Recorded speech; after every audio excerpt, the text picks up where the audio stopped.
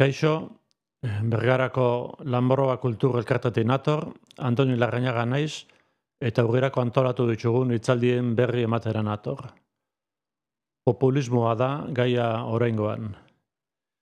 Lehen hitzaldia bikoitza dela esan dezakegu. Bi hizlari ekartzen ditugu, Joseba Zulaika eta Mikel Reparaz.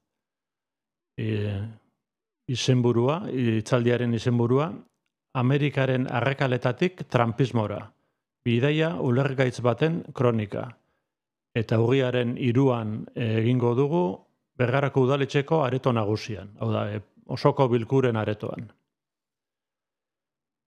Joseba Zulaika itziartarra ezaguna da, azken 50 urtetan idatzi duen guztiarengatik, agian bere libururik ezagunena, 88an idatzi zuen Violencia Vasca, Metafora eta Sakramento delarik.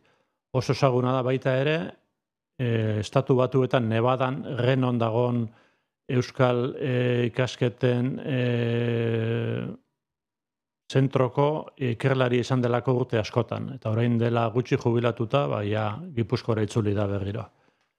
Mikel Reparaz Naparra berriz, ibilbide luzeko kasetaria da, aspalditxotik EITB-en diarduena, hainbat lekutara joandakoa berri maile bezala lanera, Brusela, Ekialde Hurbila, Ipar Irlanda, Pakistan, eta baita ere, Estatu Batuetan urte mordoskatxo bat pasatu zituenak berri maile bezala. Antropologoa lehena eta kasetaria bigarrena, EITB-ko kasetaria. Biak ondo ezagutzen dutenak Estatu Batuak, bertako bizitza eta bertako politikaren klabeak. Hitzaldia, normalian, hizlari bakar bat ekartzen dugu, baina oraingoan antolatu dugu bikote batekin, formato berria guretzat, baina usten dugu mereziko duela. Agian planteamentu errazena, erologikoena, bata kasetari izan da eta beste antropologo izango zen, kasetariak antropologoa elkarrizketatzea, baina alderantziz antolatu dugu. Oraingoan antropologoak elkarrizketatuko du kasetaria. Zergatik? Mikel Reparazek liburu bat idatzi duelako, orain dela urte gutxi, Amerikaren arrakalak, hau da, Amerikaren brintzadurak izenburuarekin, eta liburu hau Joseba Zulaikak goraipatu egin du. Ameriketan hainbat gertaera zergatik pasatzen direnaren hainbat klabe edo gako ematen dituelako. Eta zoritxarrez, adibideak pila badaude, Trumpen garaian, eta joan zan asteko gertaera bat da, adibide oso ona, Trumpismoaren adibide oso ona. Trump presidentaren jarraitzaile sutsua eta gazteen artean lidera zen Charlie Kirk, tiroz hil zuen mitin batean beste gazte batek, Taylor Robinson, mormoi errepublikano famili bateko seme, hau da, beraien artekoa, beraien ideologiaren artekoa, dirudienez, ise interneten bizi zen gazte bat, eta bideojolas baten agertzen diren mezuak laga zituenak hilketa egiteko erabilitako baletan. Azkar egin zeban Trumpek hilketa horren arduradun esker erradikala. Jakinda beraien arteko familia bateko semea zala. Eta esan bakarrik arduradun esker erradikala izan zela, baizik eta bere aurkako neurriak hartuko zituela. Hori aldarrikatu zuen berehala Trumpek.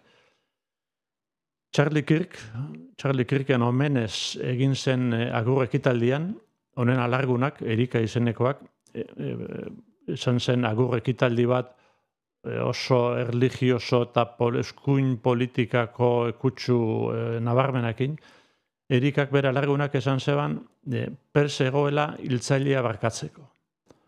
Trumpek berriz bere txandan beste hau esan zeban. Nik ez, sentitzen dut Erika, nik gorroto ditut. Eta sekulako txalo zaparrara jaso zeban, han zeuden zuzenian jarraitzen zuten 70.000 lagunen aldetik. Mikel Reparazen liburua irakurtzeak, azken urteotan Estatu Batuetan gertatutako onelako tantzerako gertaerak ulertzen laguntzen du. Bertan, Estatu Batuetako sakonean daukaten gatazka ulertzen laguntzen du. Eta hau da, lehen demokrazia modernoaren alde ilunerari buruzko liburua da. 18. mende bukaeran, Ingalaterraren aurkako iraultzatik herrialde berri bat eraiki zuten, baina ez demokrazia garbi baten gainean, baizik eta desberdintasunaren gainean, supremazismo zuriaren eta hasieratik ari aurre egin zion erresistentziaren gainean, eta hori da daukaten gatazka. Eta hor kokatzen dira Trump eta Trumpismoa, supremazismo zurian, bere maga edo berriz haundi egin nahi duen Amerika kontzeptuarekin, mundu guztia Amerikaren etzaia den ideiarekin. Ezin da ulertu Amerika herrialde ero kontinente bat bezala, baizik eta arrakalaz, printzaduraz betetako ideia bat bezala. Askok egin diogu galdera bera geure buruari, nola da posible gangster tontoarro baten itxura duen 80 urteko aitita hori Estatu Batuetako presidente izatera heltzea. Etorri itzaldira eta ulertuko duzue. Eta gogoratu, aurrez izen emanda, afaritxo bat izdariarekin, soziade batean, horren ostean, itzaldiaren ostean. Eskerrik asko.